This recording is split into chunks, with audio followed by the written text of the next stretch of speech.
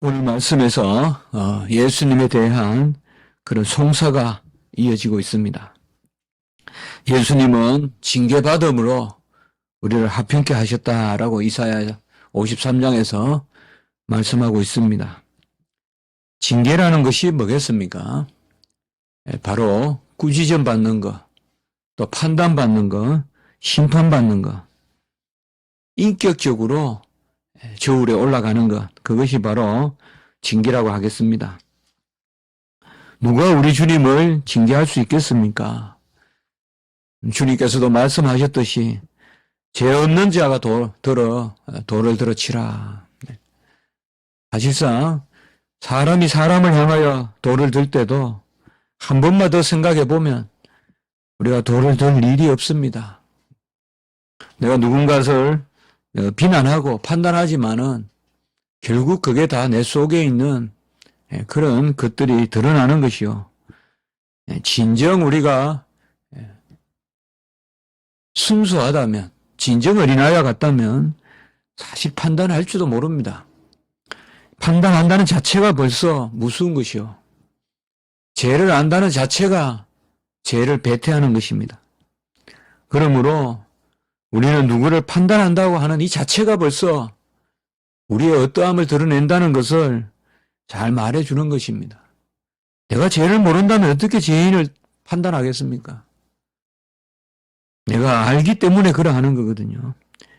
그게 아는 것의 어떤 무서움이라고도 볼 수 있겠습니다. 주님께서 이 땅에 오셔서 줄곧 판단을 받으시고 징계를 받으시고 배척을 당하시고 내침을 당하십니다.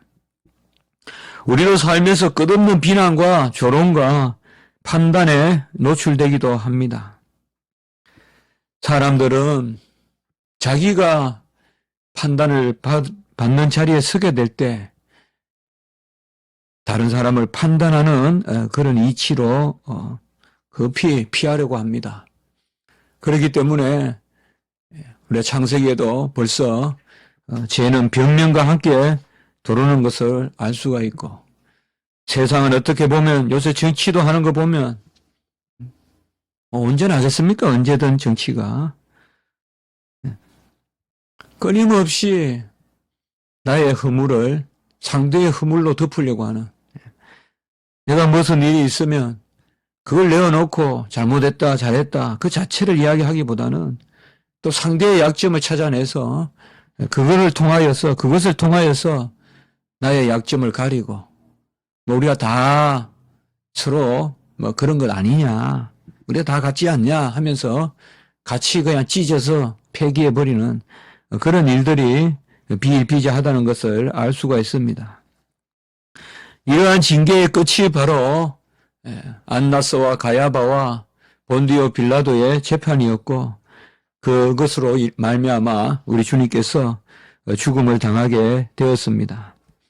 오늘 벌써 사람들은 이런 주님을 죽이고자 하는 그 마음이 사람들에게 들어왔다는 것을 25절은 보여주고 있습니다.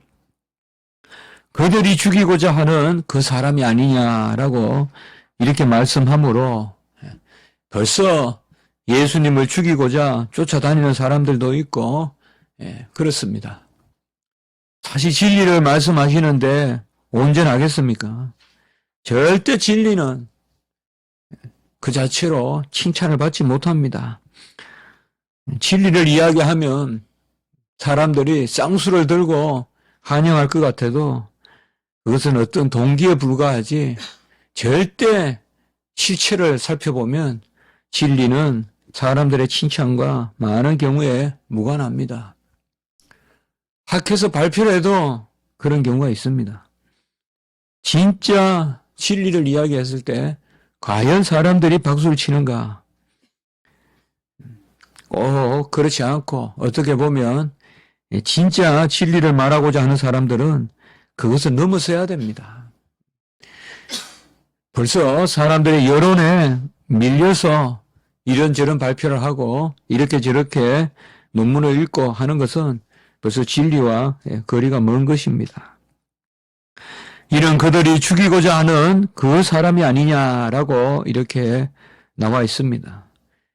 죽음이란 말이 구체적으로 등장하고 이제 어둠의 빛이 오셨는데 어둠이 빛을 거역하고 어둠이 빛을 이기려는 사망의 생명을 대적하는 그런 일이 여기에 그려지고 있습니다. 주님 자신이 생명이요, 부활이요, 주님 자신이 바로 사망의 근세를 이기는, 사망에서 오는 것을 이기는 그 생명의 원천이시고, 주님은 죄를 판단하시는 분이지 죄에 굴복하지 않습니다. 사망에 절대 우리 주님께서는 매여 있지 아니하십니다.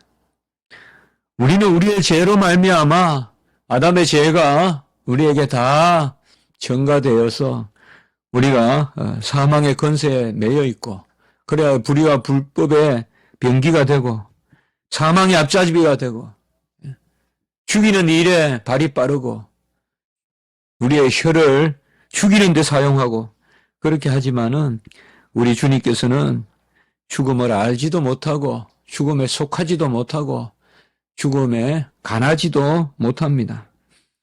죽음이 우리 주님을 주장할 수 없습니다. 우리 주님께서 죽으신 것은 오직 우리의 죽음을 죽으신 것이지 주님의 죽음을 죽으신 것이 아닙니다. 우리를 대신해서 죽으신 것입니다. 그들은 그리스도가 어디에서 오는지 알지 못한다 이렇게 변명을 합니다. 참으로 이율배반적인 그런 거짓의 영이 들어왔다는 것을 알 수가 있습니다. 이 사람이 어디서 왔는지 우리가 아는데 선지자는 어디서 오는지 모르지 않느냐 뭐 이런 이야기로 하고 있습니다. 구체적인 근거가 어디에 있는지 모르겠습니다만은 미가서 5장 2절에 보면 분명히 베들레헴 에브라다야 바로 예수님께서 베들레헴에 오실 것을 분명히 예언하고 있고 그의 근본은 상고에 영원에 있느니라 라고 미가서 5장 2절에 분명히 말씀하셨거든요. 귀 있는 자는 들을 것이요 하나님의 말씀을 품는 사람은 이 말씀을 들을 것인데 우리가 볼지어다 나팔 소리에 울리며 구름으로 주님께서 인자가 내려오시는 것을 우리는 매일 말씀에서 듣지만 그걸 바라지도 않고 또 그걸 진짜 보려고 하는 마음도 우리에게 많지 않다는 것도 사실이지 않습니까? 그렇게 보면 구약 백성들에게 이 베들레헴에 오실 것은 너무나 정확하게 예언되어 있는 말씀인데도 그들은 그런 인식이 없는 거예요. 만들어내는 거예요. 주님이 오실 것도 만들어내고 또 그것에 지치면 모르겠다 하고 자꾸 관념화시키는 거예요. 여러분들 종교인들은 관념화시키는 거예요. 하나님을 관념화시켜요. 막연하게 만들어버리는 거예요. 그게 항상 우리가 조심해야 될 거예요. 막연하게 하나님을 모호하게 만들어버려요. 구체적으로 고백하고 구체적으로 아니면 회개하고 구체적으로 모자라면 달라 하고 구체적으로 하나님 앞에 연약하면 하나님께 무릎 꿇으면 되는데 이렇게 저렇게 끊임없이 간념화 하면서 간념적으로 가르치고 간념적으로 전하고 이들이 뭐예요? 지금 간념에 빠져 있는 거야. 역사상 예수를 진정 그들이 이 땅에 오신 메시아를 진정 그들이 바라는 것이 아니고 그들은 간념으로 어떻게 보면 이미 간념이 뭐예요?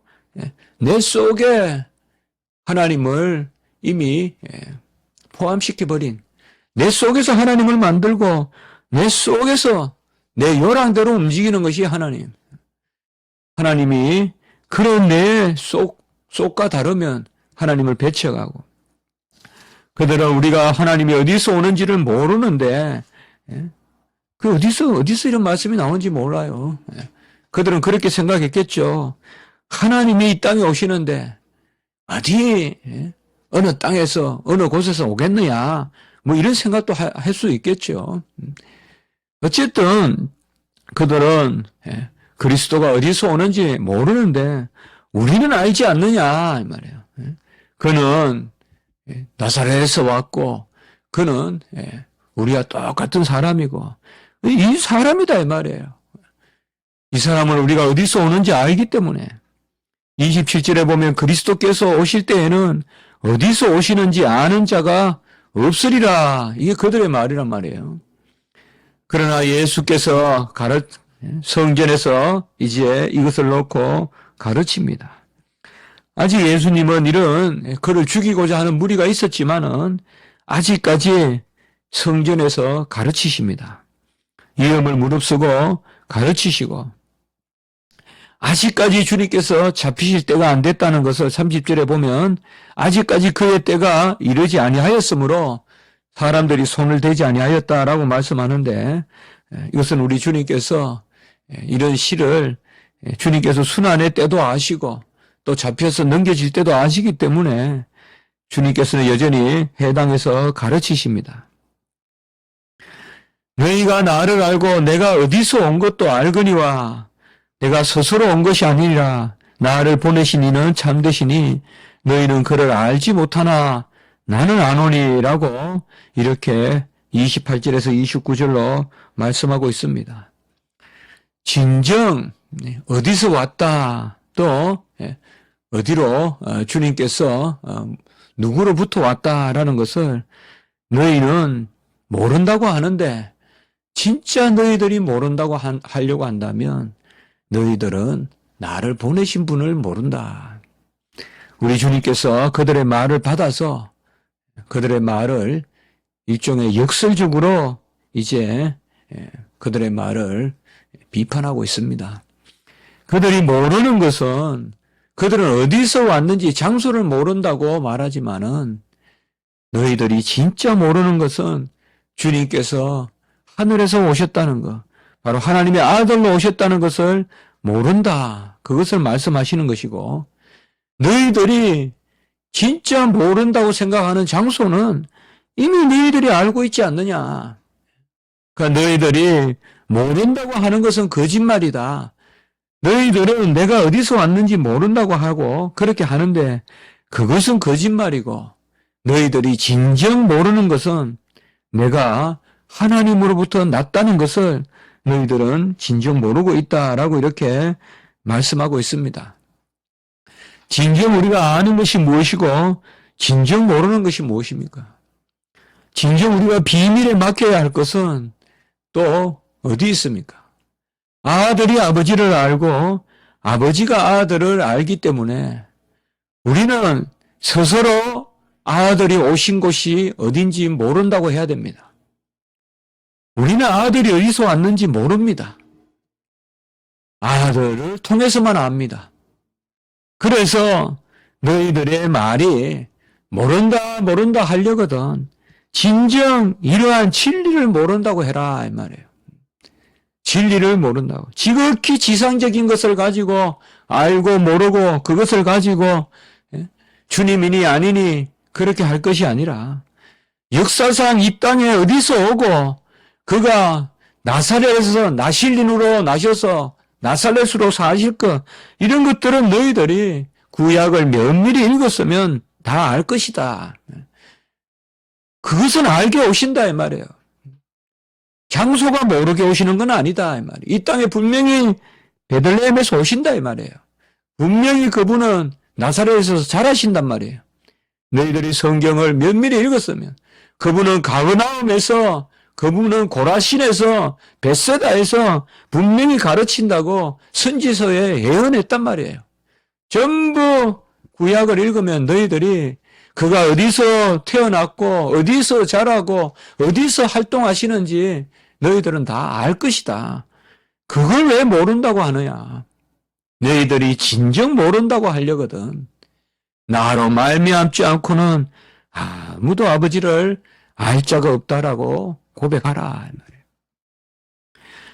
내가 스스로 온 것이 아니라 나를 보내신 이는 참되시니 너희는 그를 알지 못하나 나는 아노니. 이것은 바로 주님께서 진정한 진리를 말씀하신 것입니다. 우리는 주님이 어디서 오시는지 역사적으로 예언하신 성경의 계시의 말씀을 통하여서는 알지만 그분이 근본 상고의 근본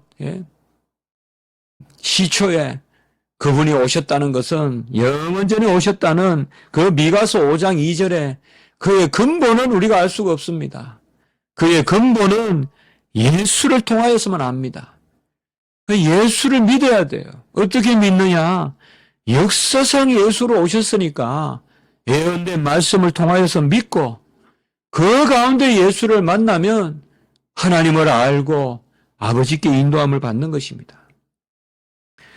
신학자들은 역사상 예수와 그리고 우리가 믿는 그리스도를 분리하고 있지만 우리는 역사상 예수와 우리가 믿는 그리스도를 분리하지 않습니다.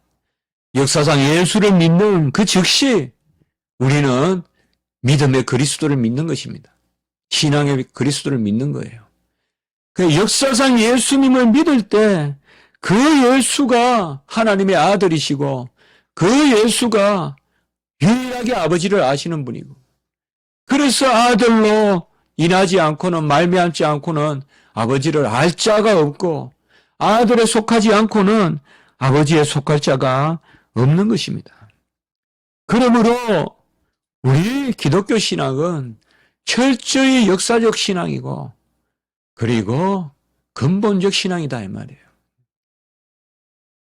어떤 사람들은 역사에 매몰되어 있고 어떤 사람들은 어떤 철학적 형이상하게 매몰되어 있지만 우리 성경의 가르침은 그렇게 분리되지 않는다 이 말이에요. 역사 가운데 예수 그리스도를 인정하고 그 가운데서 우리가 진정한 진리에 이르는 것이다. 과연 그들은 주님을 알고 있는가? 알아야 죽일 게 아니에요. 무엇으로 주님을 알고 무엇으로 죽이려고 하냐 이 말이에요. 그들은 육체의 눈으로 육적인 눈으로 주님을 바라봤고 육적인 눈으로만 알고 모르고를 판단했고 그리고 그 가운데 주님을 죽이고자 하신 것이다 이 말이에요. 어둠의 도구는 어둠이에요. 어둠의 도구는 육체입니다. 절대 어둠의 행사가 영적인 수단과 도구를 사용할 수가 없습니다. 불의 칼은 육체의 손에 들려주면 손이 타버려요. 성령의 불의 칼은 영적으로 들어야 손에 들리는 것이지 육체의 손으로 성령의 불의 칼을 들 수가 없어요. 말씀의 불의 칼을 영적으로만 들지 육적으로는 들 수가 없어요. 육체로 영적인 것을 사용할 수가 없어요. 영은 영으로 분별하고 영은 영으로만 상통해요. 그들은 지금 철저히 육체적인 시각으로 영적인 우리 주님의 진리를 거슬리고 있고 그것을 대적하고 있고 그것을 부정하고 있는 것입니다. 어둠은 지상의 공간이요 지상의 시간입니다. 궁극적으로 이 땅의 것을 절대적으로 여기는 것은 어둠에 속한 것입니다. 그러나 하나님의 빛은 영원한 기원과 생명을 지니고 하나님의 빛은 그 기원이 하늘 보좌이고 하나님의 빛은 생명이고 하나님이십니다. 그러므로 이는 내가 그에게서 났고 그가 나를 보내셨습니다 라고 삼위일체 하나님을 증거하고 있는 것입니다. 하나님이 하나님을 보내시고 하나님이 하나님으로부터 보내심을 받았습니다. 내가 그에게서 났고 그가 나를 보내셨습니다 라고 말합니다. 회당에서 이렇게 말씀하십니다. 내가 하나님에게서 났고 하나님이 나를 보내셨다. 후반부의 말은 세례 요한도 쓸 수 있겠죠. 엘리야도 쓸 수 있겠죠. 하나님이 우리를 보내셨다. 사도라는 말이 보냈다는 뜻 아니겠어요. 하나님이 우리를 보내셨다. 그러나 여기서 주님은 내가 그에게서 났고 그가 나를 보내셨습니다 라고 이렇게 말씀하십니다. 이것을 이제 그들은 참남하다. 제가 누군데? 저는 나사렛에서 났고 분명히 나사렛에서 자랐고 그들이 아무리 생각해도 인본적이지 눈으로 봤을 때는 그들이 변명을 한단 말이에요.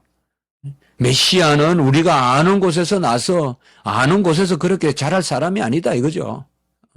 그러면서 아주 육체적인 눈으로 그렇게 본단 말이에요. 너희들은 육체적으로 그렇게 마음대로 해석한다. 너희들이 육체적으로는 보게 하셨다 이 말이에요. 베들레헴에서 나신다 이 말이에요. 나사렛에서 자라신다 이 말이에요. 물론 나사렛에서 자란다는 것은 직접적인 예언의 말씀보다 우리가 나시린이라는 말씀을 통하여서 간접적으로 우리가 그 계시의 말씀을 듣지만 그러나 흑암의 땅 그곳에 이방의 빛이 비친다는 벳세다요 고라신이요 그런 말씀은 이미 구약에서 다 예언됐잖아요. 시편도 또 그의 모든 말씀이 그린 듯이 다 예언됐거든요. 우리는 하나님 앞에 무엇으로 나아가느냐? 하나님의 권능은 너무나 크시고 그가 우리에게 들려주시는 성령의 검은 너무나 뜨겁습니다. 우리가 이것을 어떻게 들 것인가? 우리는 너무나 이것을 들기에 연약하고 더럽고 추합니다. 우리는 어떻게 보면 냉랭한 얼음과 같아서 성령의 불의 검을 드는 순간 우리가 녹아버리는 그런 오히려 하나님의 은혜의 말씀에 우리가 타버리는 멸망해버리는 그런 염려도 있습니다. 그러나 하나님은 우리에게 가장 연약한 것을 자랑하게 하시고 약할 때 강한 게 되게 하시고 없는 것이 있는 것을 부끄럽게 하시게 하셨듯이 하나님의 전적인 영적인 진리의 검을 우리의 연약한 육체가 들게 하십니다. 그러므로 우리는 육체적인 지식으로 영적인 지식을 가로막아서는 안 됩니다. 육체적인 지식은 우리를 일시적으로 편안하게 하고 육체적인 판단은 일시적으로 우리에게 도피처를 줄지 모르지만 그리하여 우리가 온갖 변명거리를 만들고 온갖 것으로 하나님의 진리를 대적하는 오늘 여기에 나오는 사람들, 이 사람들과 같이요. 그러나 우리는 좀 힘들고 연약하고 두렵고 떨림이 있더라도 영적인 지식을 구해야 됩니다. 신령한 지식을 구해야 돼요. 신령한 지식을 우리가 기도하는 가운데 하나님께 구하고 그것으로 즐거워하고 그 가운데 부족하면 무릎을 꿇고 하나님 앞에 기도하고 그러면 하나님이 그 지식으로 우리를 충만하게 하신다 이 말이에요. 아는 것이 아니라고 고린도전서에서 말씀하셨습니다. 아직 아는 것이 아니다. 너희가 안다 하면 아는 것이 아니라고 했습니다. 이것이 뭘 이야기하겠습니까? 우리는 끝까지 지식에조차 모른다고 해요. 지식이 나로부터 나가는 순간 우리는 주님을 배척하게 됩니다. 나로부터 무언가가 시작되는 순간 그것은 주님을 멀리하게 되는 것입니다. 우리는 어쨌든 마지막까지 항상 하나님 앞에서 지식을 받으려고 하는, 알게 하심으로만 알려고 하는 그런 자리에 가야지 스스로 안다 하면서 하나님 앞에 나서는 것은 아직까지 모르는 것이요. 아무것도 모르는 것이다. 그것이 바로 주님께서 오늘 우리에게 주시는 교훈의 말씀입니다. 오늘 말씀은 상당히 복잡하게 되어 있는 그런 구조 같은데도 우리에게 전해주는 말씀은 교훈은 뚜렷합니다. 너희들은 내가 어디서 났는지 저 삼위일체의 그 영원한 경륜은 너희들은 스스로 모른다. 그것은 나에게서 배우라 이 말이에요. 그것은 나에게로 와라. 그것은 너희들이 모른다고 말하는 것은 맞다. 그러나 하나님이 이미 너희에게 계시한 예언의 말씀, 그런 것은 믿으라.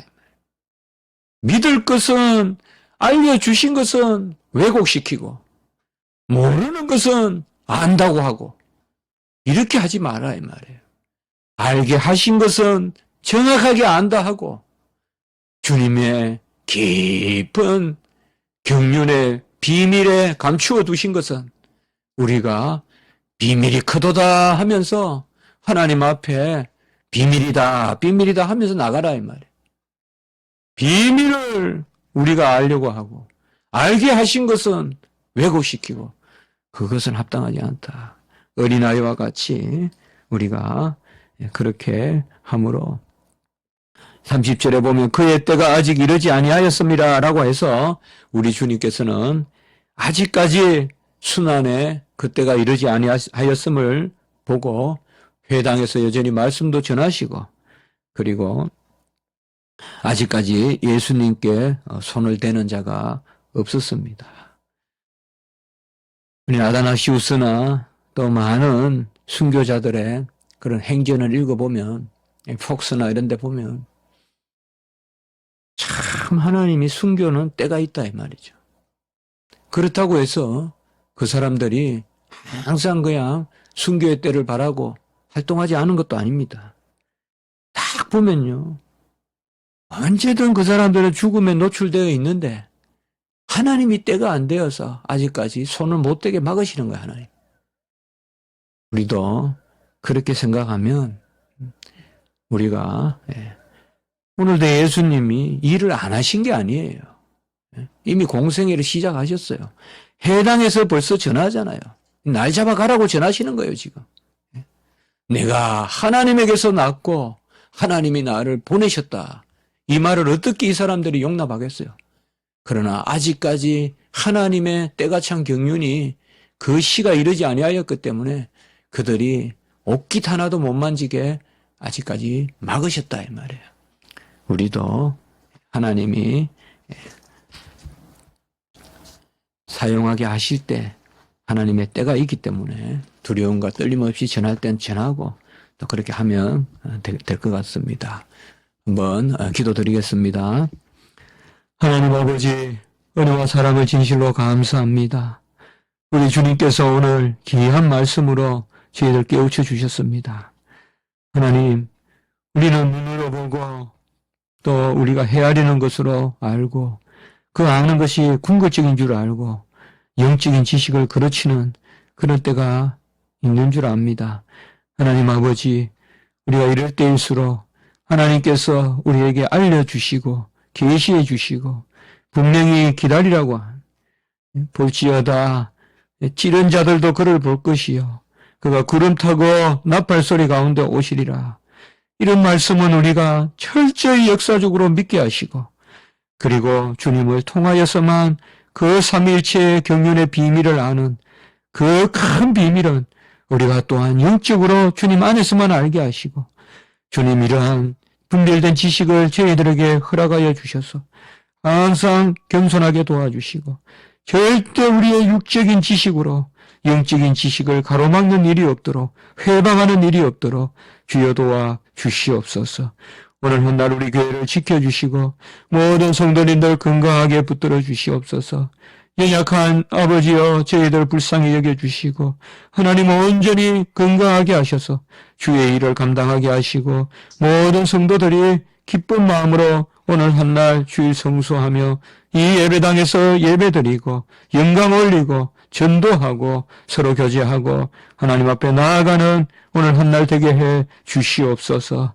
우리 특별히 목사 안수를 앞두고 있는 우리 아버지여 이인혁 강도사님 사랑하여 주시고 거룩한 주님의 손으로 덮으시고 일생 주를 위해 헌신하는 종이 되게 하시고 어렵고 힘들지만 사도 바울과 같이 엘리야와 같이 하나님만 붙들고 의지하고 의뢰하고 나가는 주의 종이 되게 하시고 하나님 오늘 말씀 굳게 붙들어서 이성적이거나 세상적인 말씀 그것으로 영적 진리를 가로막는 것이 아니라 철저히 영적인 진리만 전달하는 주의 종으로 준비될 수 있도록 인도하여 주시옵소서. 안수의 모든 과정을 하나님 복되게 인도하여 주시옵소서. 오늘 한 날 주님께 의지합니다. 모든 예배와 주일학교의 모든 아버지의 시간들과 또 모든 순서를 주여 주장하여 주시옵소서. 구주 예수 그리스도 이름으로 감사하며 기도드리옵나이다. 아멘.